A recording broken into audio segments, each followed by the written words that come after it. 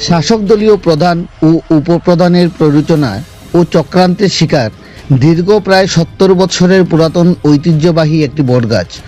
ঘটনার বিবরণে জানা যায় যে উত্তর জেলার পানিসাগর মহকুমার অন্তর্গত জলাবাসা বাজারটি একদা আশপাশ এলাকার বাজারগুলোর উপর নির্ভরশীল থাকলেও বাজারটি বরাবরের মতোই দীর্ঘদিনের পুরাতন ও সুখ্যাতি সম্পন্ন। বাজারটির ঐতিহ্যে রাষ্ট্রের পৃষ্ঠে জড়িয়ে রয়েছে প্রায় ৭০ থেকে ৮০ বছরের পুরাতন একটি বটগাছ। অথচ জলাবাসা বাজার ব্যবসায়ীরা সহ স্থানীয় এলাকার লোকজন অভিযোগ করে জানায়, সম্প্রতি বাজারটিতে একটি পাকা শেডঘর নির্মাণকে ঘিরে বিগত 18/10/2025 তারিখে বাজারে অবস্থিত ঐতিহ্যবাহী বটগাছটি কেটে ফেলার কাজ চলাকালীন সময়ে কাজে নিযুক্ত জলাবাসা গ্রাম পঞ্চায়েতের উপপ্রধান রাজন কুমার দাসকে নাকি গাছ কাটার বিষয়ে জলাবাসা বাজারের প্রবীণ ব্যক্তিত্ব জিজ্ঞেস করে।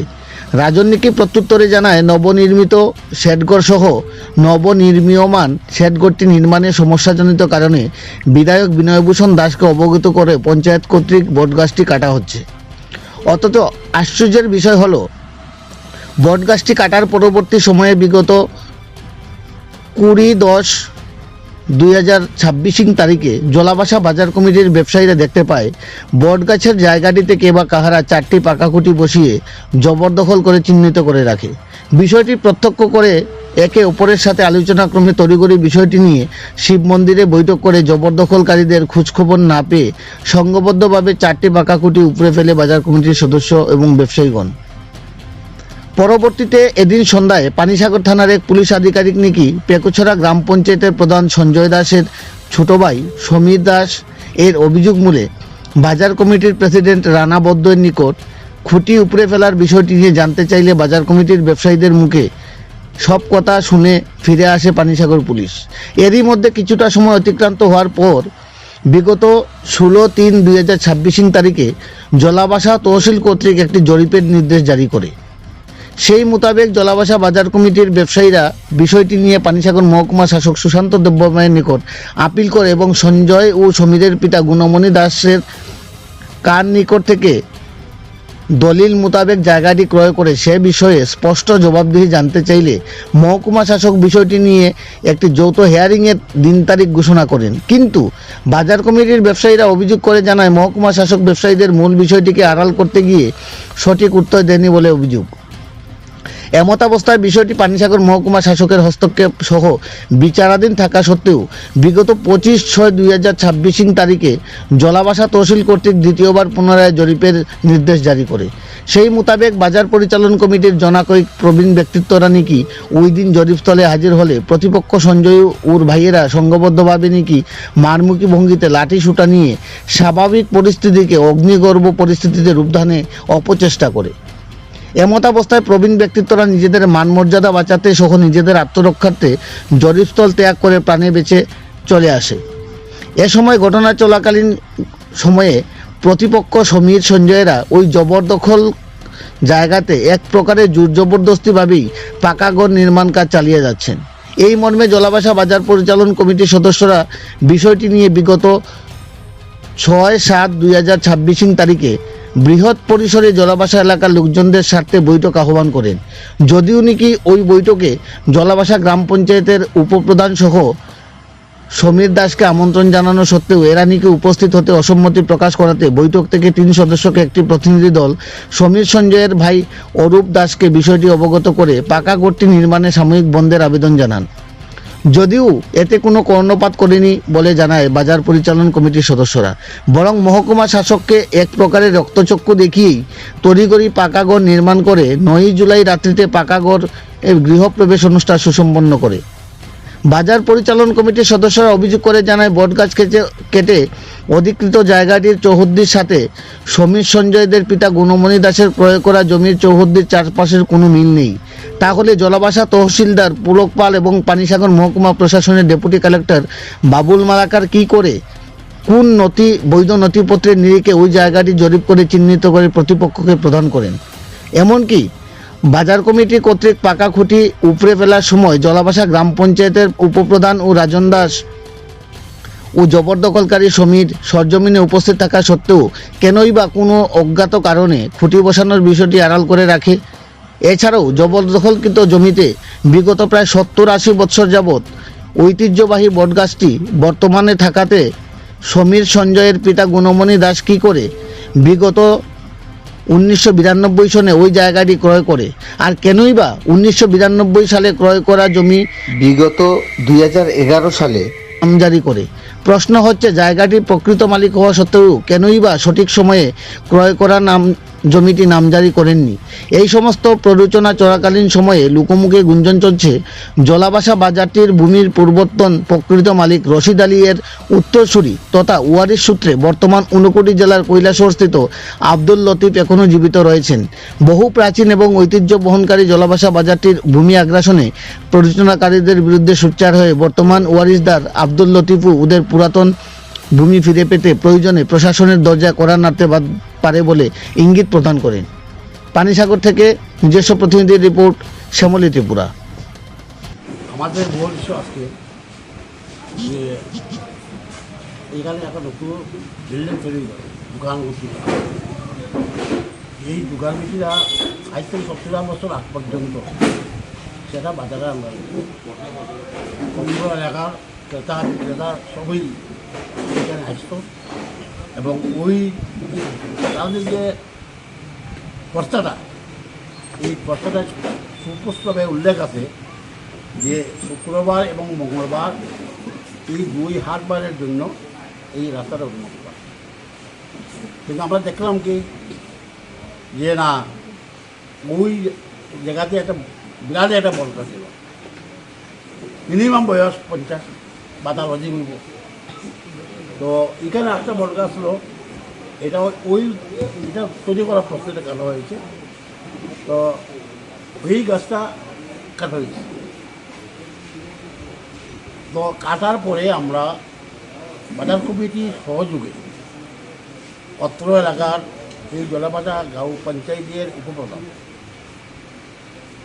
আমারই সম্পর্কিত বাতিদা রাজন দাস, তাকে নিয়ে আমরা চলা করি এই যে গাছটা গাছ উনি বক্তব্য রাখা যে পঞ্চায়েতের গাছ জলাবাজা পঞ্চায়েত একটা নবনির্মিত একটা বিল্ডিং আছে, 2 তল বিশিষ্ট একটা শেড আছে। এই শেডে যে কোনো দিকেই দেখাটা প্রয়োজন আছে। এই কথা এই তথ্যটুকু দিলে আমাদের জলাবাজা জীবির উপপ্রধান রাজন দাস। তো আমরা তো বিশ্বাস করি ঠিক আছে, এটা শেড নির্মাণের জন্য এটা গাছ কাটা হইতেছে। কিন্তু পরবর্তী সময়ে আমরা পঞ্চায়েতে যোগাযোগ করলাম, পঞ্চায়েত জানলাম, পঞ্চায়েত সেখানে বলল যে না, এই গাছটা পঞ্চায়েত খাড়া হয় না, পঞ্চায়েত খাটেনি। পঞ্চায়েত কাটতে গেলে তার কতটা ক্রাইটেরিয়া আছে, একটা বাজার কমিটির একটা রেজলিউশন লাগবে, ফরেস্টের একটা অনুমোদন লাগবে। এই 2টা কাগজ পাইলে পঞ্চায়েত সেটা খায়, নতুবা নয়।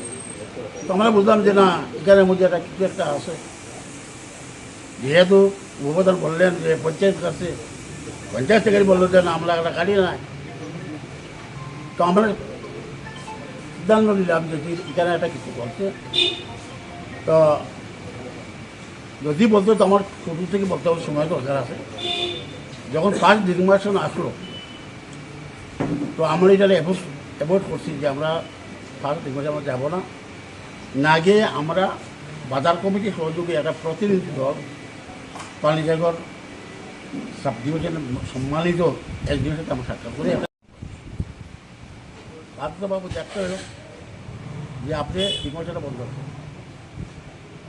আমাদের দ্বিতীয় প্রশ্ন যে 92 ইংরেজি দলিল হয়েছে, 1992-তে এটা দলিল হয়েছে, 2011-তে সেটা মিউটেশন হয়েছে।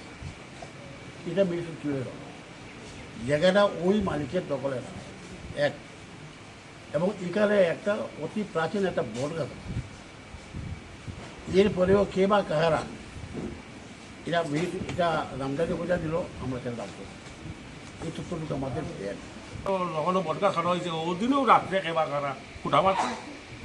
আমরা কোনোদিন এই এলাকাবাসী ডাকিয়া না, কিন্তু আমরা যে উপরপ্রধান বলছে খেয়ে গাছ কাটাইলো বা তুমি তো কইলে এখন যেতে কাটে এরকম কুটা মারলো লোকে কইলে আমি জানি না। ওখানে আমরা কী করণীয়, আমরা এলাকাবাসীর সঙ্গে আমরা একমত আপনারা জেরা করতে বলে তুমি চলো তখন তো আমরা গোটা ভালো লাগবে খেবা কারা ওটা তো জানি না জানলে তার লোক আলোচনা করলাম হালাইছি বিকালে আইসি পুলিশ আমরা এখানে কেস হয়েছি আমরা এখানে ডাইরেক্ট নাই ইনডাইরেক্ট পুলিশ যাওয়ার পরে তারা কাছে বক্তব্য জানলাম পুলিশে কী কইছে খেবা খারা তারা কোটা ফেলাইছে আমরা কই কোটা আমরা ফেলাইছি আমরা কইছি স্বীকার করছি রাত্রে খেবা খারা কোটা গার্ড ইয়ে করছে এটা তো আমরা জানি না সুতরাং করে ফেলাইছি এখন যদি অপোজিট পাইতে গাছ খাটিয়ে থাকে এটা তো আমরা জানি না এখন আপনারা ইনভেস্টিগেশন করেন ও অবস্থায় রইল দীর্ঘদিন এরপরে আমরা এডিএমের কাছে গেলাম আমরা এডিএমরে একটা ফার্স্ট দুবার দাবিতে একটা ইয়ে দিলাম তাই হিয়ারিং করলো হিয়ারিং করিয়া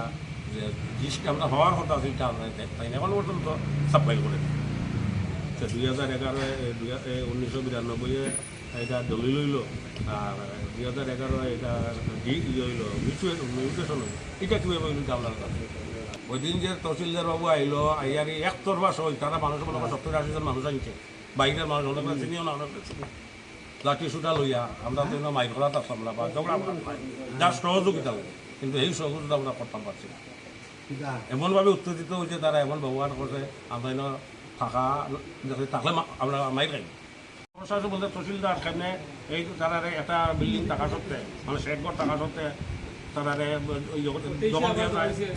দখল দেওয়া যায় কেমনে এটাও আপনার একটা প্রশ্ন তাই বাজারের ভিতরে দুইটা লাইন আছে চালিঘর এই রকমের ঘর টর কিছু আসলো পাশে দুই পাশে দোকান যারা পার্মানেন্ট মালিক নিয়ে এখন যারা আছে এখন যে এই যে নীলমণিবাবুর গুণমণিবাবুর যে জায়গাটা এই জায়গাটা ওনার জায়গা বলে আমরা নদীরও ট্রেস পাইছি না কোনো দোকান কোনো কিছুই ছিল না ওইখানে একটা বটগাছ ছিল এখন পরস্পর জানলাম এই লাইনে ওই শেষ মাথাতে একটা বটগাছের যেটা ছিল তার বয়স অনুমানিক কত বটগাছের অনুমানিক 70 আমার বয়স 80 ওইখানে খালি ছিল তো এই লাইনে ছিল একটা দোকান এই লাইনে শেষ মাথায় একটা দ্বারিকানাথ বলে ওই দ্বারিকানাথের জায়গাটা হরিন্দ্রনাথের বাবাই কিনছে হ্যাঁ কেনার পরে ওই উত্তরাধিকারী সূত্রে তার ছেলে পাইছে এখানে আর এই জায়গাটা বলে ওই জায়গাটা কেমনে গেল ওইখানে আমরা অবাক মানছি কোনোদিন তো আমরা এখানে তার জায়গা বলিয়া কোনো স্ট্রেস পাইছি কোনো কিছু একটা চায়ের দোকান বা কোনো কিছুই ছিল না আমি বলিয়া না দেশের জনসাধারণের কাছে জিজ্ঞেস করে